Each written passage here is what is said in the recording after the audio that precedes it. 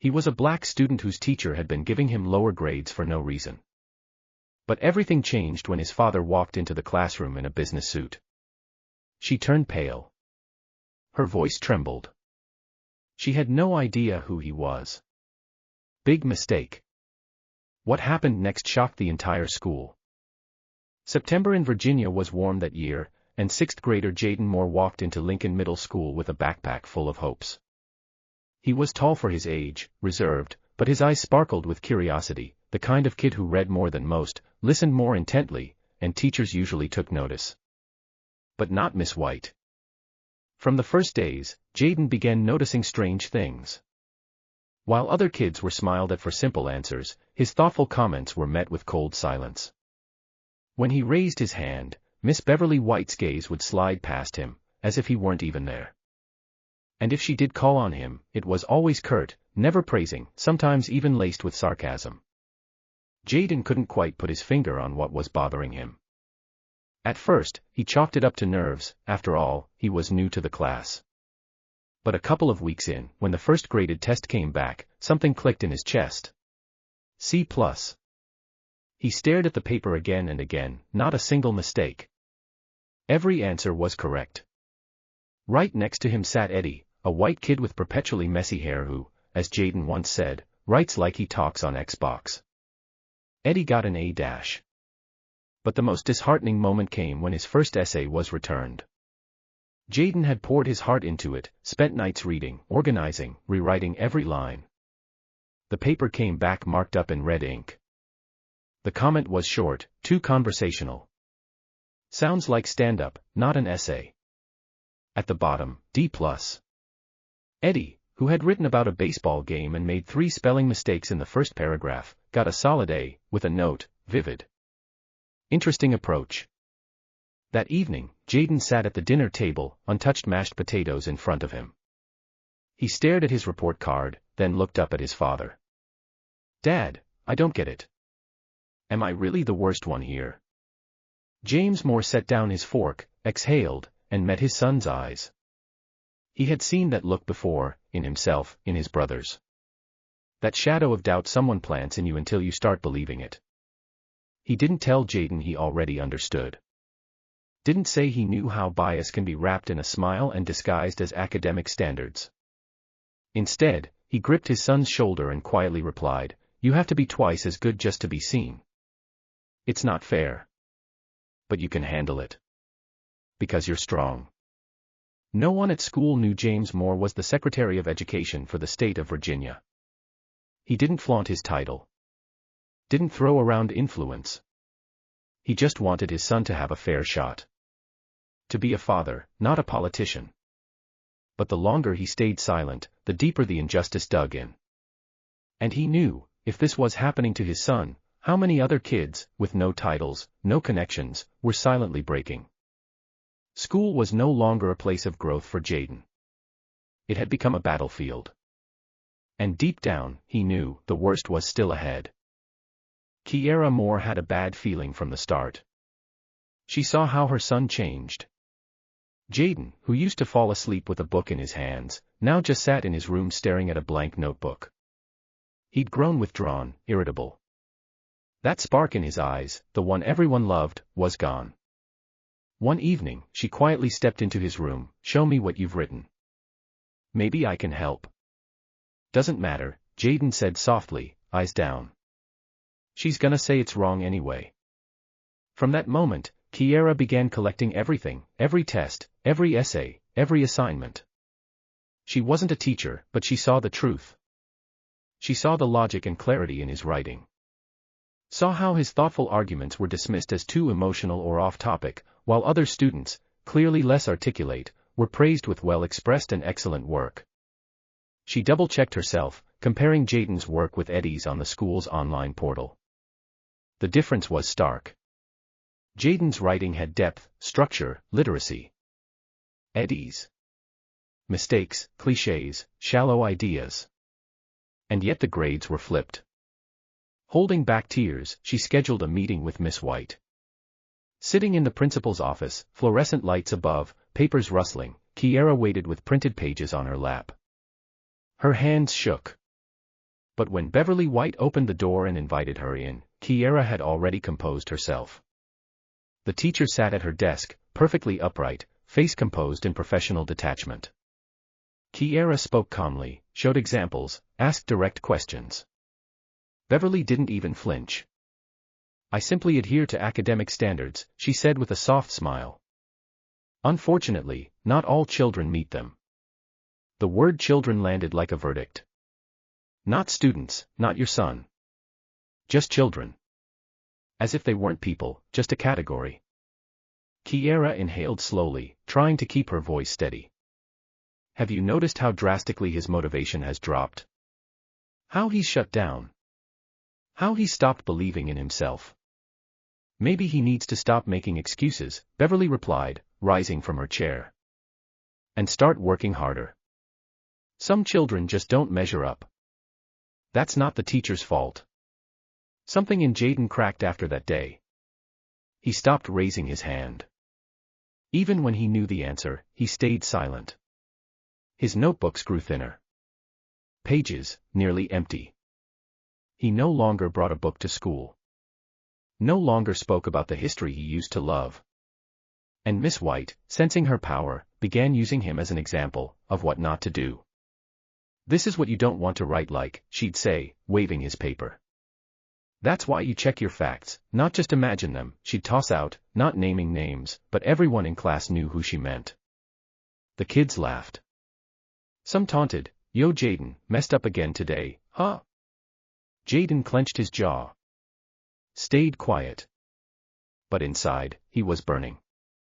And inside the reader, rage simmered. This wasn't just prejudice. This was a system. A system where a white teacher in a suburban school felt untouchable. Where a black boy was labeled difficult even when he was the best. Where humiliation wasn't screamed but delivered coldly, methodically. Where a child's confidence could be destroyed, all while staying within standards. This wasn't a mistake. This was systemic. And it made you want to scream. That evening, the usual dinner table silence in the Moore household was nowhere to be found. Kiera placed Jaden's report card in front of James without a word. He opened it, saw yet another C for his history essay, and let out a heavy breath. "Was it about the abolitionists again?" he asked. Kiera nodded. "This time, Harriet Tubman. You read the draft, remember?" He remembered. He'd read it last week, sitting with his laptop. It was a mature, emotionally rich, yet perfectly structured essay. In his entire career, he had never seen a 12-year-old write at that level. James Moore, Secretary of Education for the state of Virginia, a man leading the charge against educational inequality, suddenly felt a deep, crushing pressure in his chest, as if everything he'd been fighting for had turned on him. On his son. He stood up from the table. "I'm not going to the office tomorrow," he said calmly, though everything inside him was boiling. "I'm going to the school." At 8:45 a.m., Riverhill Middle School's lobby buzzed with bells and the rustle of papers. But that morning, someone unexpected walked in. Tall, dressed in a navy blue suit, clean-shaven, sharp-eyed. James Moore approached the reception and introduced himself briefly. "I need a meeting. With the principal. And with Miss White." 15 minutes later, he sat in an office decorated with posters preaching inclusion and equality. Across from him sat Principal Hobbs, wearing a strained smile, and Miss Beverly White, noticeably pale, though trying to maintain her composure. James didn't shout. He didn't raise his voice. But every word hit like a nail being driven into the coffin of the system they represented. "You gave my son a C on an essay I would use as a model in professional development. It was substantive, well-structured, and deeply researched," he said, looking directly at Beverly. "Do you have an explanation?" She swallowed. Her face twitched. I didn't know he was your son." He paused. "That shouldn't have mattered." Silence fell. Even the principal looked down. "Your job is to be fair to all children. Not just the ones whose parents wear suits or whose last names you recognize. All of them. And when you, knowingly or not, send a child the message that their effort means nothing, that no matter how hard they try, it'll never be enough, you're not just giving them a low grade. You're shaping their future. Miss White opened her mouth to respond, but James lifted his hand, stopping her. I have copies of all his work. I've compared them. This isn't an isolated incident. It's a pattern. A quiet, insidious kind of bias. But it's no less damaging. The principal spoke softly. Perhaps it would be wise to conduct an internal review. No, James said firmly. There will be a formal investigation.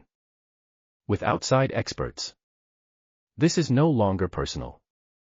It affects hundreds of children in similar situations. Today it was my son. Tomorrow, someone else's. And the day after that, it becomes the norm. He stood. His voice was still calm, but his eyes were burning. I'm not just a father. I'm a public servant. And I am accountable for every child the system forces into silence. He looked at Miss White. What will you be accountable for? The story that began with a single unfair grade turned into a thunderclap across the district's entire school system. Within days of James Moore's visit, an official investigation was launched. The school board brought in an independent review team. They checked everything: report cards, essays, final exams. Especially the ones that raised questions. And there were many. Parents who had once only whispered at PTA meetings now began speaking out. The mother of a girl named Aaliyah, one of Jaden's classmates, told how her daughter stopped writing essays after receiving a D for one that, it turned out, was more advanced than many of those rated A.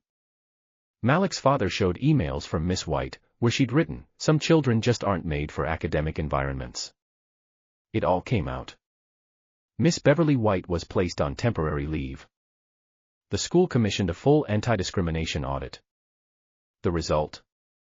A historic decision: every school in the district would now undergo mandatory bias training and certification every 2 years.